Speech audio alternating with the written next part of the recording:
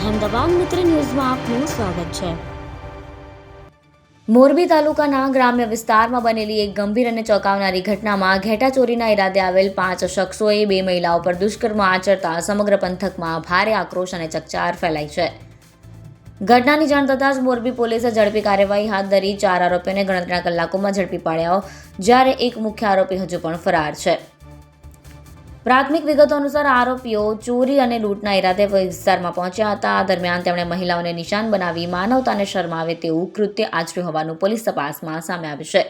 બનાવ બાદ પીડિત પરિવારોમાં ભય અને રોષનો માહોલ જોવા મળી રહ્યો છે।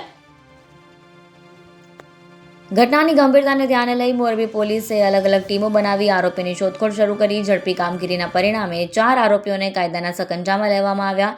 તેમની પૂછપરછ દરમિયાન વધુ વિગતો બહાર આવે તેવી શક્યતા વ્યક્ત કરવામાં આવી રહી છે। આ મામલે ડીવાયએસપી વિરલ દલવાડીએ યોજેલી પ્રેસ કોન્ફરન્સમાં જણાવ્યું હતું કે આરોપીઓ સામે દુષ્કર્મ, લૂંટ અને અન્ય ગંભીર ગુનાઓની કલમો હેઠળ ગુનો નોંધવામાં આવ્યો છે। ફરાર આરોપીને ઝડપી લેવા માટે પોલીસની વિશેષ ટીમો સતત કામગીરી કરી રહી છે। પોલીસે વિશ્વાસ વ્યક્ત કર્યો છે કે બાકીના આરોપીને પણ ટૂંક સમયમાં ઝડપી લઈ કાયદેસરની કડક કાર્યવાહી કરવામાં આવશે। ઘટનાએ ગ્રામ્ય વિસ્તારોમાં મહિલાઓની સુરક્ષા અને કાયદો વ્યવસ્થાને લઈને ફરી એકવાર ગંભીર પ્રશ્નો ઊભા કર્યા છે। અહેમદાબાદ મિત્ર ન્યૂઝ રિપોર્ટ આરિફ દિવાન સાથે કેમેરામેન મોહમ્મદ શામદાર, મોરબી। ગત તારીખ 4/6/2026ના રાતના 10:30 વાગ્યાથી લઈને 11 વાગ્યા સુધીના અરસામાં જે એક 5 જણાની એક ટોળકી ત્યાં આગળ લૂંટ કરવાના ઈરાદે ખેતરે ફરી રહી હતી। તે દરમિયાન એક જે દંપતી ત્યાં મજૂર જે દંપતી સૂતું હતું તેને જગાડીને તેમાંથી જે આ જે 5 આરોપીઓ છે તે પૈકીના એક વ્યક્તિએ તે સ્ત્રી સાથે દુષ્કર્મ કર્યું હતું અને અન્ય 2 વ્યક્તિએ તેના પતિને પકડી રાખેલ હતા અને અન્ય 2 વ્યક્તિ તેના ઘરમાં ચોરી કરી રહેલ હતા। ત્યાંથી આ ચોરીને અને આ બળાત્કારને અંજામ આપીને તે લોકો અન્ય બીજા એક ખેતરમાં ગયેલ હતા અને ત્યાં આગળ પણ એક દંપતીને આ રીતે લૂંટ કરવાના ઈરાદે પકડ્યો અને એમાંથી અન્ય જે 3 ઈસમો છે તેઓએ ત્યાં આગળ જે સ્ત્રી હતી તેના પર એક સામૂહિક બળાત્કાર કરેલાની ઘટના મોરબી તાલુકા પોલીસ સ્ટેશનમાં 2 જુદી જુદી ઘટનાઓ દાખલ થયેલ છે, જેમાં કુલ 5 ઈસમોને અત્યાર સુધીમાં 4 ઈસમોને પોલીસે અત્યાર સુધીમાં પકડેલ છે।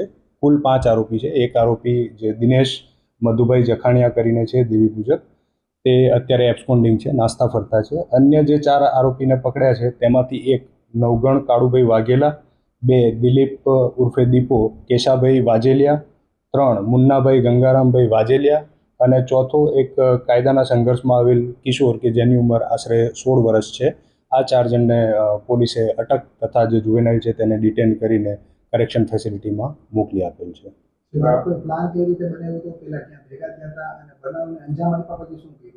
આ પૈકીનો જે મુખ્ય સૂત્રધાર છે જે અત્યારે નાસ્તો ફરતો છે દિનેશે આ જે બાકીના અન્ય 4 છે તેઓને ફોન કરીને કે આજે આપણે એક જગ્યાએથી ઘેટું લેવા જવાનું છે, જે તેની ભાષામાં જે દિલીપ ઉર્ફે દીપો છે તેનું કહેવાનું એમ થાય છે કે ઘેટું ચોરવાના ઈરાદે અને જે કંઈ ખેતરમાં મળી આવે મજૂર તેની પાસેથી હાથ ચાલાકી અથવા તો લૂંટ કરવાના ઈરાદે ત્યાં આગળ આપણે જવાનું છે એમ કરીને આ 5 જણા સૌપ્રથમ ચરાડવા ભેગા થયા। ત્યાંથી તે લોકો નીચી માંડલ થઈને ચકમપર બાજુના રસ્તે જઈ સૌથી પહેલાં જેતપર ગયા હતા। જે મુખ્ય આરોપી દિનેશ જે નાસ્તા ફરતા છે તેણે જે અન્ય 4 આરોપી છે જે તેના સગામાં એના ભાણેજ થાય છે, આ દિનેશ છે એ અન્ય 4ના મામા થાય છે, તો એણે બધા આ જે એના ભાણેજ છે 4 એમને ફોન કરીને કે આજે ઘેટું લેવા જવાનું છે એવું જણાવીને 4 જણા પહેલાં ત્યાં 5 જણા ચરાડવા ભેગા થયેલા હતા।